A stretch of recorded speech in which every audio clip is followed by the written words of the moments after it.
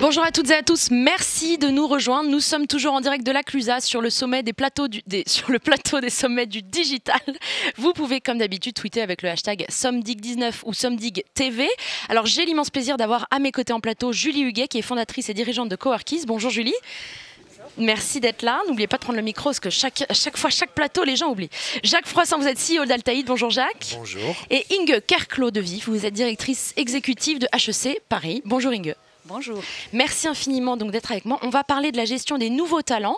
Et ma première question, parce que je me suis posé la question en préparant ce plateau, c'est quoi un nouveau talent? Est-ce que c'est la même chose qu'un haut potentiel? Et d'ailleurs, c'est quoi un haut potentiel pour les gens qui nous regarderaient et qui ne savent pas? C'est quoi un talent? C'est quoi un talent? Alors, on peut poser plein de questions. Allez-y, Jacques, c'est quoi un talent? Alors, un talent, c'est très galvaudé comme mot, mais moi, j'aime bien parler effectivement de potentiel, puisque derrière le mot potentiel, ça sous-entend qu'il peut y avoir un bagage de savoir-faire existant, mais qu'on va aussi recruter pour ses qualités, en particulier ses qualités humaines, les fameuses soft skills qu'on évoque. Et qui sont bien plus durs à avoir, à développer que des hard skills, que des compétences pures et dures. On est bien d'accord. Ouais. Est-ce que vous avez une autre définition de ce qu'est un talent ou de ce qu'est un nouveau talent versus un haut potentiel, Julie? Alors effectivement, moi je rajouterais, j'aimerais bien illustrer avec justement des exemples concrets de soft skills. Par exemple, l'adaptabilité. Les futurs talents qu'on va chercher à recruter sont des personnes qui vont être capables de s'adapter d'équipe en équipe, de projet en projet.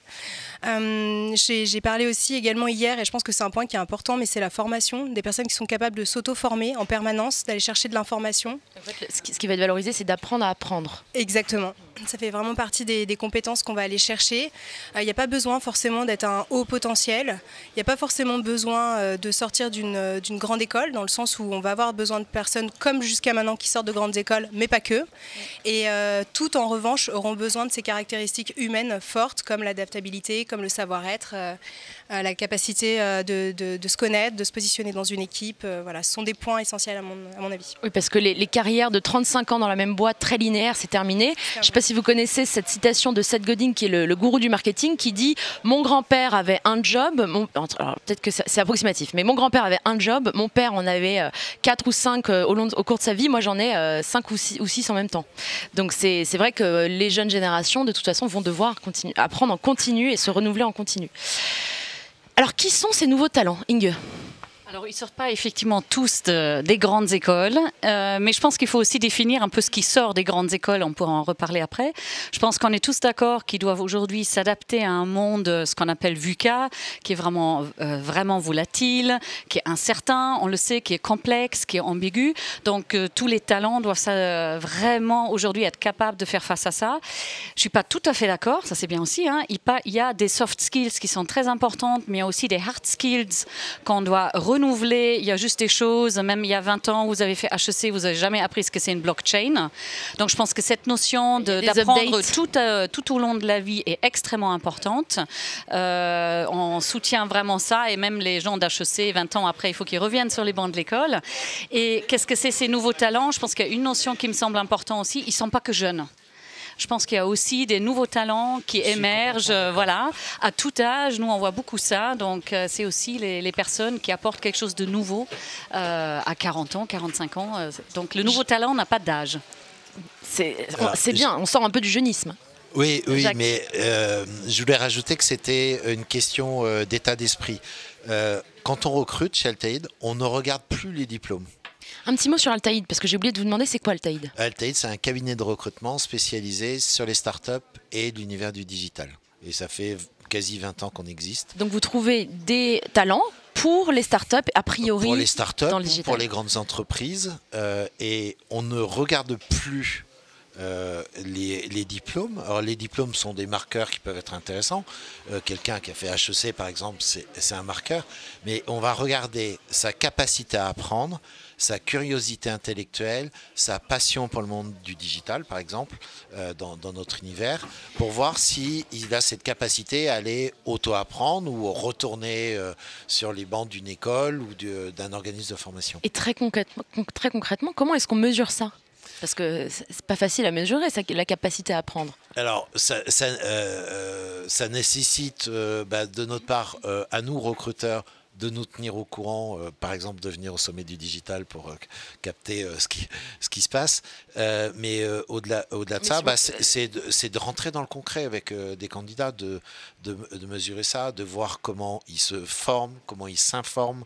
Donc c'est en posant des questions, c'est en observant. Qui les influence, qu'est-ce qu'ils ont remarqué comme bonne idée marketing. Comment ils font de la veille, récemment, etc. Comment ils font de la veille, etc. On regarde tout ça et on essaie de les projeter aussi un peu sur l'avenir. Julie, comment est-ce que vous procédez, vous, chez Coworkies? Et qu'est-ce que c'est aussi Coworkies? Même question. Alors Coworkies, c'est une plateforme qui permet d'accompagner les entreprises à trouver les meilleures ressources freelance. Donc nous, on est vraiment spécialisé dans le recrutement de freelance, donc c'est assez spécifique. On accompagne les entreprises à la fois à trouver les bons talents, à créer les meilleures équipes, mais aussi à travailler de manière collaborative, efficace, pour que les nouvelles équipes qui vont se créer pour chaque projet soient les meilleures possibles. Ça existe depuis combien de temps? Ça fait 1 an qu'on est lancé. Aujourd'hui, on a 750 clients, 10 000 talents référencés. Et on travaille. En un an, c'est pas mal, vous n'avez pas chômé? Oui, on s'ennuie pas, il y a un vrai besoin, il y a énormément d'indépendants. Moi je rejoins Inge, effectivement, c'est que nos talents, ce ne sont pas des jeunes slashers qui sortent d'école. L'indépendant a une première école, une première expérience professionnelle, une vraie expertise métier sur lequel il peut s'asseoir avant de se lancer en tant qu'indépendant. Et pour moi, les nouveaux talents, ce sont soit finalement des freelances, des entrepreneurs un peu, soit des intrapreneurs, des personnes qui sont aussi capables dans l'entreprise de fonctionner en interne dans des grands groupes. De fonctionner un petit peu comme des indépendants en apportant une vision 360 du business, en apportant d'autres expériences. Vous avez des chiffres à partager avec nous sur le nombre de freelance et c'est en train d'exploser, on le sait. Je crois qu'à New York, il y a plus d'une personne sur 2 qui est déjà en free. En France, est-ce que vous avez un chiffre à partager là-dessus? Alors, on estime que d'ici 10 ans, on va rejoindre les États-Unis en Europe, avec à peu près une ressource sur 2 qui sera indépendante dans l'entreprise. Donc, on n'en est pas loin. On sait que les États-Unis sont précurseurs sur pas mal de choses. Effectivement, la tendance se rejoint en Europe, puisqu'on a une croissance annuelle du nombre d'indépendants de 50% depuis déjà presque 10 ans. Ce qui est énorme. C'est énorme. Donc, maintenant, ça commence à se faire ressentir. La France, c'est encore un petit joueur. On est très attaché, c'est culturel, à notre CDI, ce qui n'est pas le cas dans beaucoup de pays d'Europe. Et en même temps, est-ce que les jeunes, c'était ma question d'après, c'est en train de changer. Voilà, c'est en train de changer parce qu'il y a beaucoup de jeunes qui disent pour moi le CDI c'est la prison, surtout pas, merci mais non merci. Mais par nécessité. Pourquoi? Parce qu'un CDI aujourd'hui, les entreprises veulent posséder les ressources. Donc on veut un CDI parce qu'on veut l'avoir en permanence sur un métier bien précis dans l'entreprise. Et ce qui fait rêver le jeune aujourd'hui, comme d'autres générations, c'est d'avoir plusieurs métiers, comme vous l'avez dit juste avant. C'est soit d'être slasher, soit entrepreneur, parce que par définition, un entrepreneur, il est touche à tout. Exactement. Jacques, je sens que vous avez quelque chose à dire. Oui, alors ça va dépendre des entreprises. Ce que cherchent aussi les jeunes, c'est du sens à ce qu'ils font. Donc le fait d'être indépendant, de choisir ses projets et les contextes dans lesquels ils vont évoluer, ça contribue à avoir ce sens-là. Si l'entreprise est capable d'offrir à nouveau ce sens-là, du travail en équipe aussi, ça dépend un peu des personnalités. On le voit, cette montée en puissance de cette indépendance, mais c'est aussi le fait du problème qu'on rencontre un peu partout dans tous les grands groupes, c'est qu'on est de moins en moins capable d'intégrer ces générations.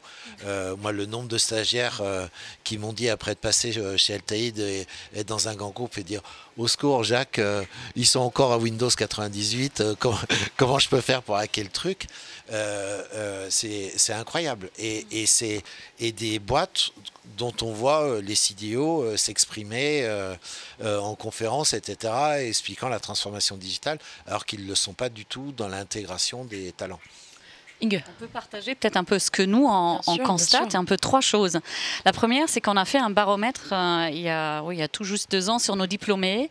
25% de tous nos diplômés, toutes formations confondues, leur premier job, c'est leur propre entreprise. 25%. Donc 25%, ce qui il y a encore 5 ou 10 ans n'était pas du tout le cas, puisqu'ils partaient plutôt dans les grands cabinets ou dans les assurances, dans les grands groupes. Ce qui est d'ailleurs remis en question le recrutement. Les grands groupes se sont posés des questions, ont pris des initiatives d'intrapreneuriat pour essayer de attirer les meilleurs talents. Ils étaient un peu fâchés d'ailleurs avec nous, ils ont dit mais qu'est-ce que vous faites? On n'a plus la garantie d'avoir les meilleurs talents chez vous ou chez nous, ils vont faire leur propre entreprise. Donc premier constat, ça. Le deuxième, je pense qu'il y a une autre tendance de fond, c'est que les entreprises demain ne vont plus vouloir employer la personne à temps plein sur un métier. Ils auront besoin ponctuellement de compétences. Donc je pense qu'il y a aussi une évolution côté grand groupe et de qui ils vont employer demain. Et vous discutez avec nos chercheurs, ils disent dans 10 ans, on aura tous plusieurs employeurs. Deuxième chose. Et le troisième, c'est un exemple concret que je voudrais citer parce qu'il m'a vraiment bluffé.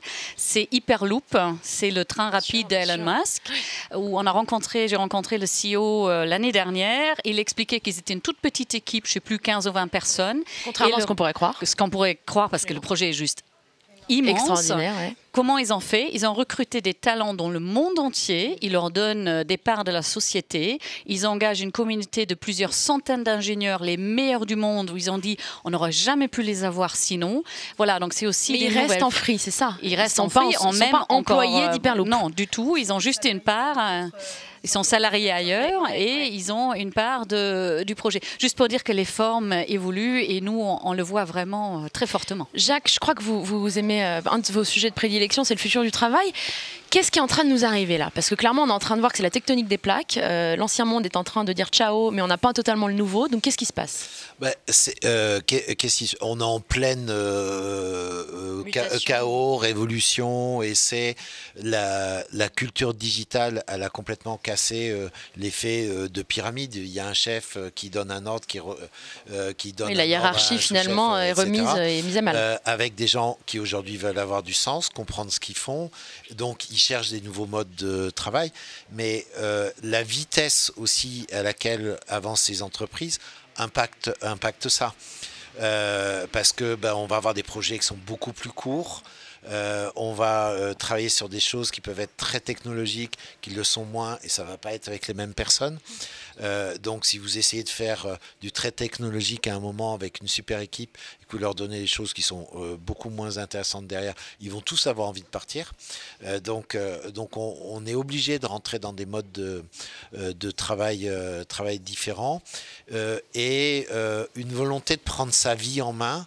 D'être acteur, spectateur, beaucoup plus fort, d'être en pleine conscience de ce qu'on fait dans le travail, pour reprendre un terme en vogue. Inge, moi j'ai une question pour vous. Est-ce que le fait de sortir d'HEC garantit encore de trouver un bon job? Donc la réponse est oui, c'est vrai, mais je poserais peut-être presque la question un peu autrement. C'est pas tellement qu'ils trouvent un job, oui, parce qu'ils trouvent un job, ça c'est sûr, mais quel job ils veulent? Alors vous n'avez pas fini le baromètre, il y a 25% qui créent leur boîte et le reste? Alors le reste va dans des métiers très différents, en France et à l'international. Je pense qu'il y a ça aussi. Il ne faut pas oublier, les talents ne sont pas uniquement, on va dire, locaux, français en l'occurrence, ils sont globaux maintenant, ils viennent un peu du monde entier. Donc ça, c'est vraiment un phénomène qu'on peut voir aussi et qu'il ne faut pas sous-estimer aussi. Il y a aussi des compétences qui se développent un petit peu ailleurs. Donc, je disais ce matin qu'il y avait 2,5 millions de Français qui bossaient à l'étranger. 2,5 millions. Ouais. Et des compétences et des talents ailleurs qui peuvent aussi venir en France. Mais donc, pour répondre à la question, c'est plutôt quel job ils veulent, et on revient sur quel est le sens. Est-ce qu'il y a de l'entrepreneuriat? Est-ce que je crée ma première entreprise? Peut-être pour, dans quelques années, quand même rejoindre un grand groupe. Est-ce que je reviens sur les bancs de l'école à un moment donné? Donc voilà, je pense que les carrières aujourd'hui sont multiples, ce qui est assez passionnant en soi. On a quand même beaucoup d'opportunités. Julie, quelles sont les demandes? Quel type de freelance est-ce que les entreprises recherchent? Alors aujourd'hui, c'est tout type de freelance. Ça peut être des fonctions RH, ça peut être de l'administratif, ça peut être de la production. On constate que souvent l'entreprise, elle rentre par la petite porte, c'est-à-dire qu'elle accorde sa confiance à des créatifs, souvent en premier lieu, donc de la création de contenu, de la réalisation de campagnes publicitaires, parce que ce sont des postes finalement qu'elle a l'habitude de déléguer déjà depuis longtemps aux agences de communication, entre autres. Mais finalement, en faisant ça, petit à petit, elle accorde du crédit confiance, elle apprend à travailler avec les indépendants et elle se dit, mais finalement, ce qui marche dans ce service-là, ça peut marcher dans un autre. Et on voit que les indépendants, comme ça, entrent un petit peu dans tous les services des entreprises aujourd'hui. Est-ce que vous accompagnez également des freelances? Ou est-ce que vous... Alors, nous, on n'accompagne pas des freelances parce qu'on vient nous chercher sur de la chasse de tête. Et PPC, que se passe-t-il? Une question pour Jacques. Bon, Ça s'appelle se faire couper au montage. Mesdames, laquelle des deux veut tirer une question au hasard? C'est des questions pas prévues. C'est le principe. Hein. PPC adore à quel plateau? je suis toujours prêt. Alors parlez bien dans le micro. C'est ridicule cette question d'ailleurs. Peut-être rien à voir avec la choucroute, mais tu vas devoir trouver une réponse, Jacques. Alors, concentré, c'est parti. Quel est ton meilleur souvenir en tant que manager? La fois où, après avoir refusé de vendre Altaïd, une de mes consultantes m'a dit « Tu me fais un avenant à mon contrat de travail et tu écris que ma période de départ, c'est 15 ans. » Ça s'appelle un CDI, ou un CDD. Ça s'appelle un super CDD, en fait. Non, c'est si elle démissionne, elle a 15 ans de préavis. Elle s'est engagée à ça. Tellement... Elle était satisfaite. Elle était contente qu'on ne vende pas et qu'on garde le sens et l'ADN de ce qu'est Altaïd. Est-ce qu'elle a tenu sa promesse? Oui, c'était il y a 2 ans, elle est encore là. Ah, ça s'appelle un plus de 13 ans. Platinum, ça, c'est ça. D'accord, c'est un parachute platinum.